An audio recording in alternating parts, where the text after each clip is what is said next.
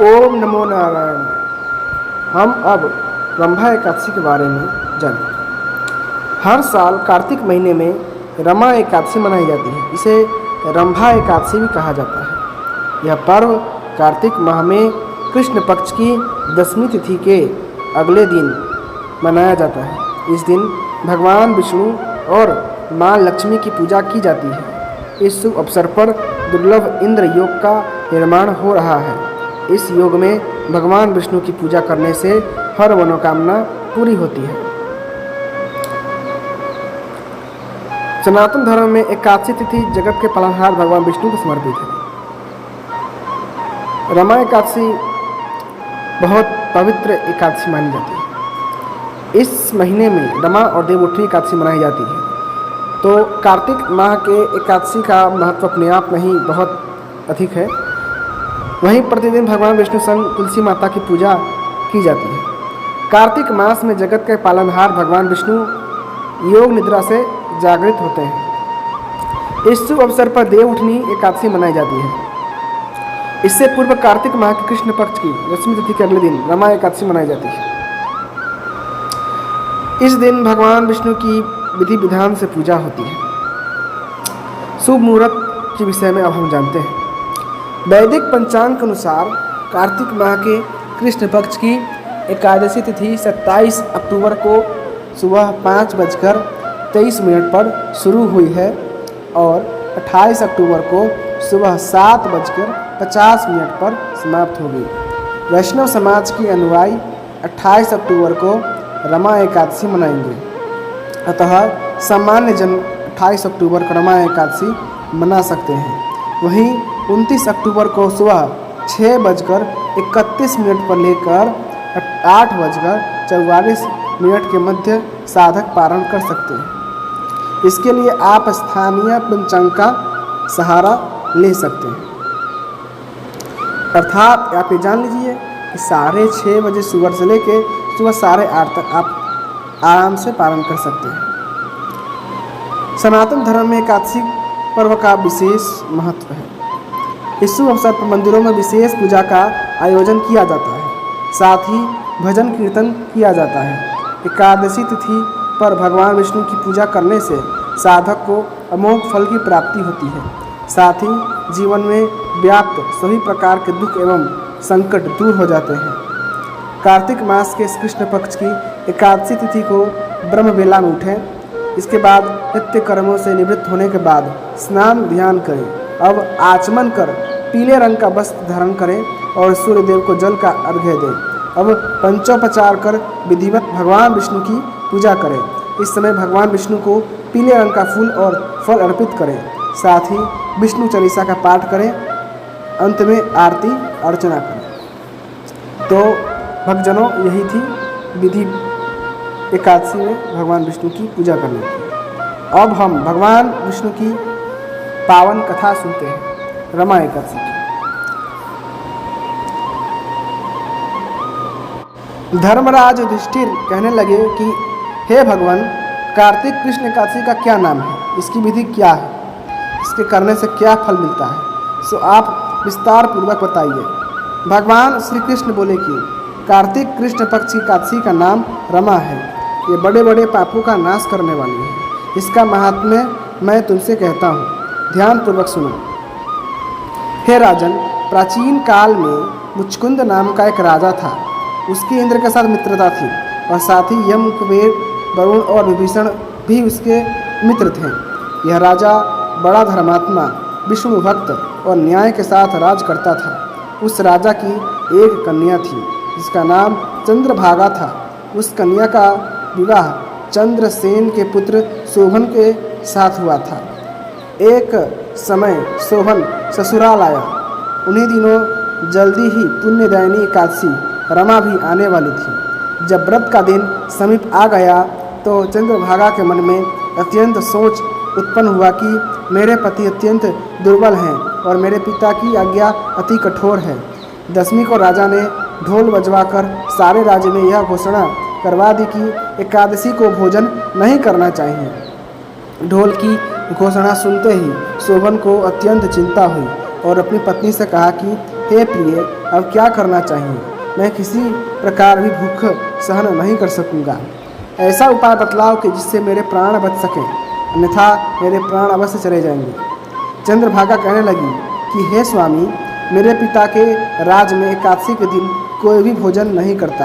हाथी, घोड़ा, ऊँट, बिल्ली, गऊ आदि भी तृण, अन्न, जल आदि ग्रहण नहीं कर सकते। फिर मनुष्य का तो कहना ही क्या है। यदि आप भोजन करना चाहते हैं तो किसी दूसरे स्थान पर चले जाइए, क्योंकि यदि आप नहीं रहना चाहते हैं तो आपको अवश्य व्रत करना पड़ेगा। यहीं रहना चाहते हैं तो आपको अवश्य व्रत करना पड़ेगा। ऐसा सुनकर शोभन कहने लगा कि हे प्रिय, मैं अवश्य व्रत करूँगा। जो भाग्य में होगा वह देखा जाएगा। इस प्रकार से विचार कर शोभन ने व्रत रख लिया और वह भूख व प्यास से अत्यंत पीड़ित होने लगा।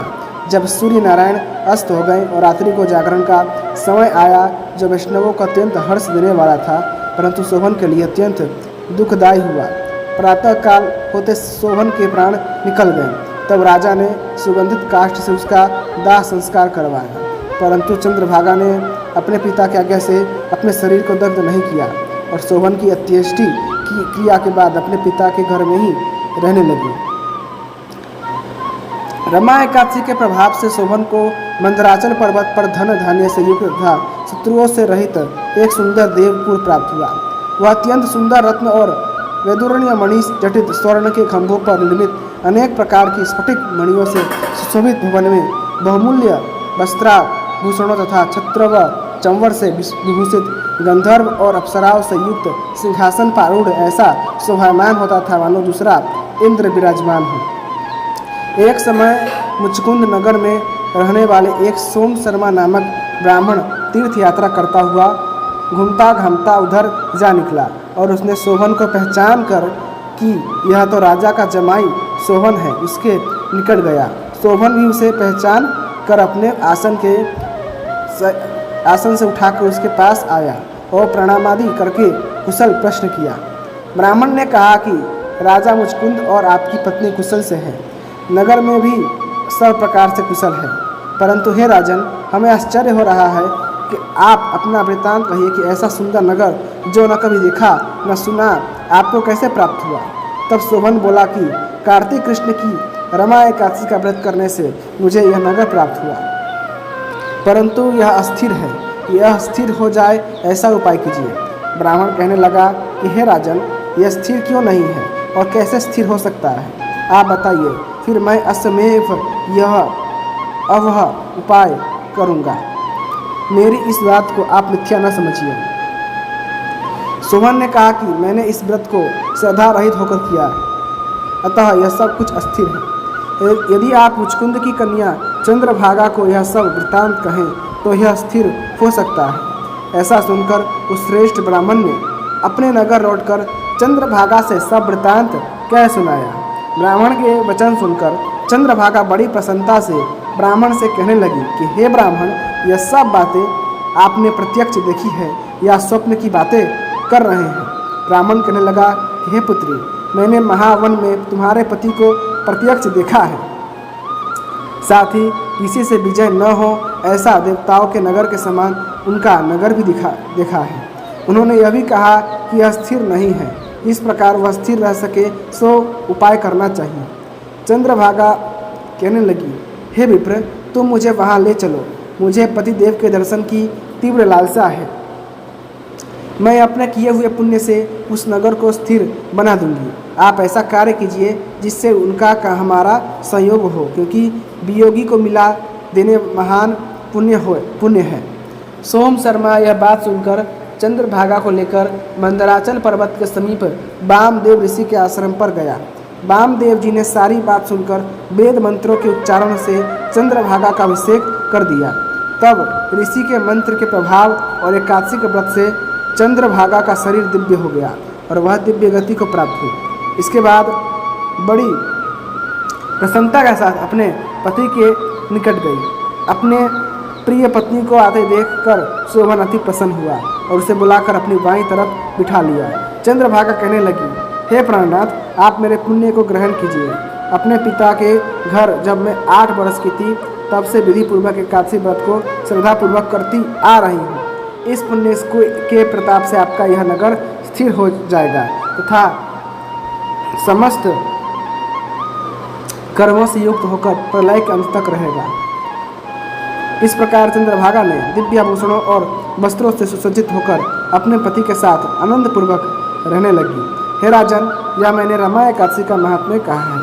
जो मनुष्य इस व्रत को करते हैं उनके ब्रह्म इत्यादि समस्त पाप नष्ट हो जाते हैं। कृष्ण पक्ष और शुक्ल पक्ष दोनों की एकादशियाँ समान हैं, इनमें कोई भेदभाव नहीं है, दोनों समान फल देती है। जो मनुष्य इस महात्म्य को पढ़ते अथवा सुनते हैं वे समस्त पापों से छूटकर विष्णु लोक को प्राप्त होता है।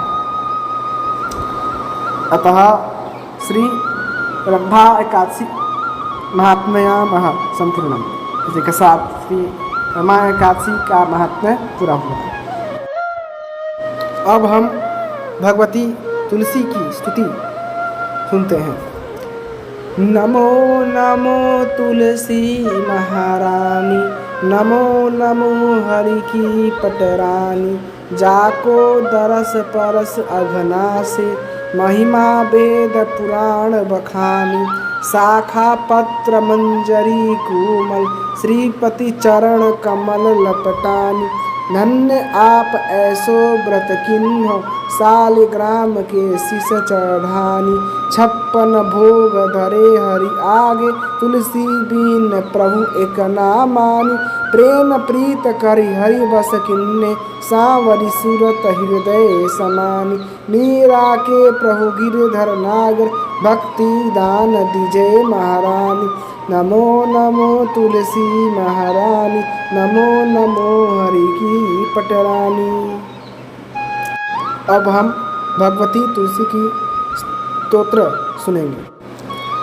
ओम जगद्धात्री नमस्तुभ्यं विष्णु च प्रियवल्लभे, यतो ब्रह्मादयो देवाः सृष्टि स्थित्यन्त्यकारिणः, नमस्तुलसी कल्याणी, नमो विष्णुप्रिये शुभे, नमो मोक्षप्रदे देवी, नमः सम्पत्प्रदायिके, तुलसी पातु मां नित्यं सर्वापदभ्योऽपि सर्वदा, कीर्तितापि स्मृता वापि पवित्रयति मानवं, नमामि शिरसा देवीं तुलसी विलसतनुं, यां दृष्ट्वा पापिनो मर्त्या मुच्यन्ते सर्वकिलम्बिषात्, तुलस्या रक्षितं सर्वं जगदेतचराचरं, या विनिहन्ति पापानि दृष्ट्वा वा पापिभिर्नरैः, नमस्तुलसी अतितरां यस्यै बद्धवा ज्वलिं कलौ, कलयन्ति सुखं सर्वं स्त्रियो वश्यास्तथा परे, तुलस्या न परं किञ्चिद दैवतं जगति तले, यथा पवित्रितो लोको विष्णुसंगेन वैष्णवः, तुलस्या पल्लवं विष्णोः शिरस्यारोपितं कलौ, आरोपयति सर्वाणि श्रेयांसि वरमस्तके, तुलस्यां सकला देवा वसन्ति सततं यतः, अतस्त्वामर्चये लोके सर्वान् देवान् समर्चयन्, नमस्तुलसी सर्वज्ञे पुरुषोत्तमवल्लभे, पाहि मां सर्वपापेभ्यः सर्वसम्पत्प्रदायिके। इति स्तोत्रं पुरागीतं पुण्डरीकेण धीमता, विष्णुमर्चयता नित्यं शोभननेस्तुलसीदले, तुलसी श्री महालक्ष्मीर्महाविद्या विद्या यशस्विनी, धर्म्या धर्मानना देवी, देवी देवमनः प्रिया, लक्ष्मी प्रिया सखी देवी, धोर्भूरि स्मरचला चला, षोडशैतानि नामानि तुलस्याः कीर्तयन्नरः, लभते सुतरां भक्तिमन्ते विष्णुपदं लभेत्, तुलसी भूर्मि महालक्ष्मीः पद्मिनी श्रीहरिप्रिया, तुलसी श्री सखी शुभे पापहारिणि पुण्यदे, नमस्ते नारदनूते नारायण मनः प्रिये।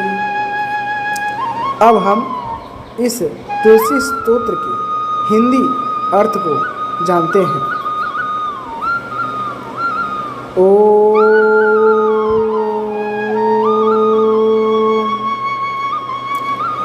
नमः तुलसी देव्याय भगवती तुलसी की सदा जय। तो अर्थ कुछ इस प्रकार से है। हे जगत जननी, हे भगवान विष्णु की परम प्रिय, मैं आपको नमस्कार करता हूँ। उन्हीं से ब्रह्मा तथा अन्य देवता सृष्टि पालन तथा संहार के कारण हैं। भगवान विष्णु की प्रिय शुभ तुलसी, आपको नमस्कार है। हे मुक्ति प्रदान करने वाली देवी, हे धन प्रदान करने वाली देवी, मैं तुम्हें नमस्कार करता हूँ। तुलसी का वृक्ष सदैव सभी विपत्तियों से मेरी रक्षा करे। चाहे इसका वर्णन किया जाए या स्मरण किया जाए, यह मनुष्य को शुद्ध कर देता है। मैं देवी तुलसी को सिर झुकाता हूँ, जिनका शरीर बहुत सुंदर है। उसके दर्शन से पापी प्राणी भी सभी पापों से मुक्त हो जाते हैं। समस्त चराचर जगत अचर अचर तुलसी के वृक्ष द्वारा सुरक्षित है। वह जो पापियों को देखकर या देखकर पापों का नाश करती है। मैं भाग्य की देवी को सदर प्रणाम करता हूँ, जिनकी हथेलियाँ कलयुग में अत्यधिक महान हैं। स्त्रियाँ, वेश्याँ तथा अन्य सभी सुख भोगते हैं। कलयुग में तुलसी के पेड़ का एक पत्ता भगवान विष्णु के सिर पर रखा गया था। वह सभी शुभ वस्तुओं को वरदान के सिर पर रख देता है, क्योंकि सभी देवता सदैव तुलसी के वृक्ष में निवास करते हैं। अतः मनुष्य को इस संसार में सभी देवताओं की पूजा करते हुए उसकी पूजा करनी चाहिए। तुलसी जो सब कुछ जानती है और भगवान को प्रिय है, आपको नमस्कार है। हे समस्त संपत्तियों के दाता, समस्त तापों से मेरी रक्षा करो। यह स्तोत्र पूर्व काल में बुद्धिमान पुंडरीक द्वारा गाया गया था। प्रतिदिन सुंदर तुलसी के पत्तों से भगवान विष्णु की पूजा करें। तुलसी भाग्य की देवी, भाग्य की महान देवी है। वह धर्मात्मा और धर्ममय मुख वाली है तथा देवी देवताओं के मन को प्रिय है। देवी लक्ष्मी उनकी प्रिय मित्र ने स्वर्ग और पृथ्वी को हिलाया। जो मनुष्य तुलसी के इन 16 नामों का जप करता है, जो व्यक्ति सर्वोच्च भक्ति प्रदान कर लेता है, वह अंत में भगवान विष्णु का धाम प्राप्त करता है। भगवान हरि को प्रिय तुलसी भूमि महालक्ष्मी पद्मिनी थी। हे तुलसी, भाग्य की देवी की सखी, शुभ पापों का नाश करने वाली और पवित्र, नारद के अनुयायी, नारायण के मन के प्रिय, आपको नमस्कार है। इति श्री श्री पुंडरीकृतम तुलसी स्तोत्रम संपूर्णम। यह श्री पुंडरीक द्वारा रचित संपूर्ण तुलसी स्तोत्र है जो संपूर्ण हुआ।